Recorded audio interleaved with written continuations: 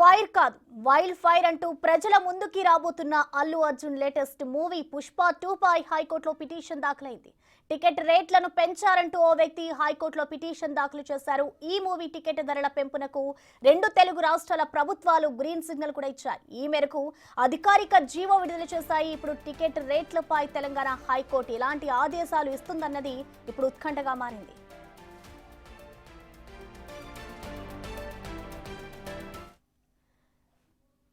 హైకోర్టులో వేసిన పిటిషన్ కి సంబంధించిన కంప్లీట్ అప్డేట్స్ ని మా ప్రతినిధి రానా అందిస్తారు. రానా, over to you.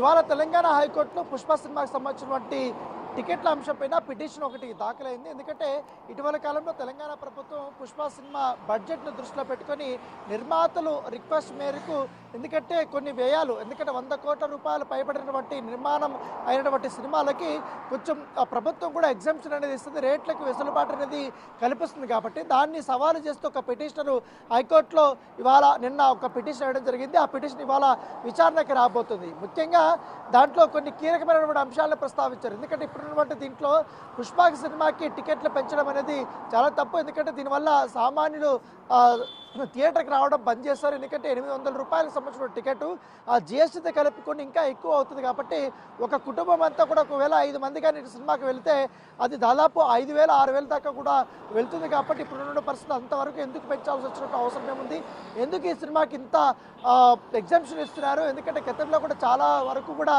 Telugu cinema ఖ్యాతిని పెంచేదాకా కూడా సినిమాలు వచ్చాయి. వాటికి ఇంత భారీ స్థాయిలో కూడా ఎప్పుడు పెంచుకోవడానికి అవకాశం ఇవ్వలేదు. వాటికి మాత్రం 200 రూపాయలు 300 రూపాయల వరకు మాత్రమే అవకాశం ఇచ్చారు. అబ్బా అంటే 500 రూపాయల వరకు కూడా కొన్ని మల్టీప్లెక్స్లో అప్పుడు అవకాశం ఇచ్చారు. ఇప్పుడు ఏకంగా 800 రూపాయల వరకు కూడా అవకాశం ఇచ్చారంటూ కూడా పిటిషనర్ తన అభ్యంతరాలని ఆయన దాంట్లో చెప్పినటువంటి నేపథ్యం అయితే కనపడుతుంది. అయితే దీని పరిగణలోకి తీసుకుంటుందా లేదా కూడా వేచి చూడాల్సిన అవసరం ఏముంది. దాంతోపాటు పిటిషనర్ లేవనెత్తినటువంటి అంశాలకి కౌంటర్గా కూడా దాఖలు వేయబోతున్నారు.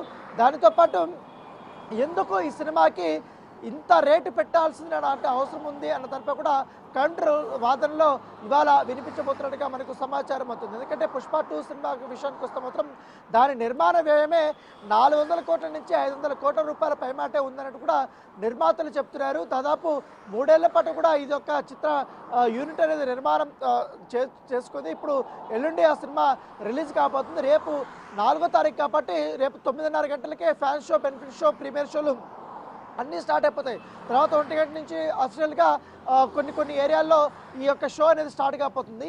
ముఖ్యంగా ఈ సినిమాకి ప్రపంచవ్యాప్తంగా కూడా హైప్ వచ్చింది. కాబట్టి పైగా బిజినెస్కి సంబంధించిన ఒక బడ్జెట్ కూడా భారీ స్థాయిలో కూడా ఏర్పడిన నేపథ్యంలో టికెట్ల కోసం అభిమానులు ఎగబడుతున్నటువంటి నేపథ్యంలో అభిమానులను దృష్టిలో పెట్టుకుని వాళ్ళు కొంత వెసులుబాటు ఉండాలి, ఎందుకంత రేట్లు పెడుతున్నారనే దానిపై కూడా పిటిషన్ వేశారు. సో దాంతోపాటు నిర్మాణ వ్యయము, నిర్మాతల యొక్క మొత్తం రిక్వెస్ట్ అవన్నీ చూసుకున్న తర్వాత ఎంతవరకు వ్యయమైంది, దాంతోపాటు ఒక వడ్డీని 100 కోట్ల రూపాయల వరకు కూడా తాము ఇప్పటి వరకు చెల్లించామంటూ కూడా నిర్మాతలు ఇట్లా ప్రభుత్వానికి రిక్వెస్ట్ చేశారు. కాబట్టి అవన్నీ పరిగణలోకి తీసుకున్న తర్వాత దాదాపు 4 రోజుల పాటు కూడా కొంత ఎగ్జామ్షన్ ఇచ్చారు. ఎందుకంటే ముఖ్యంగా సింగిల్ థియేటర్స్ కానీ మల్టీప్లెక్సెస్ కానీ వీటన్నిటికీ కూడా ఎక్కువ అదనపు షోస్ వేసుకోవడానికి, తర్వాత సినిమా టికెట్ల విషయంలో కొంచెం ఎగ్జామ్షన్ ఇచ్చి రేట్లను పెంచినటువంటి నేపథ్యం అయితే ఏర్పడుతుంది. సో చూడాల్సినటువంటి అవసరం ఉంది. ఇవాళ హైకోర్టు ఈ యొక్క పిటిషన్ని ఏ రకంగా తీర్పిస్తుంది, ఎందుకంటే రేపే రిలీజ్ కాబట్టి టికెట్ల రేట్లను తగ్గించమని చెప్తుందా, లేకపోతే